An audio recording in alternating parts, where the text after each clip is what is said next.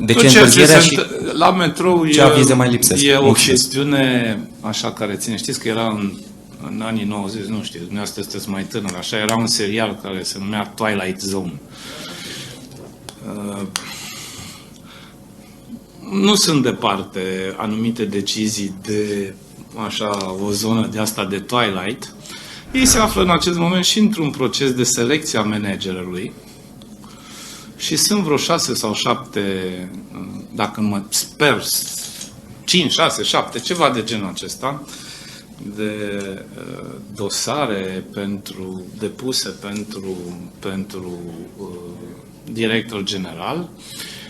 Octombrie este exclus, dar, din câte știu eu, se așteaptă, și asta este principal, și cred că știu bine, este principalul impediment.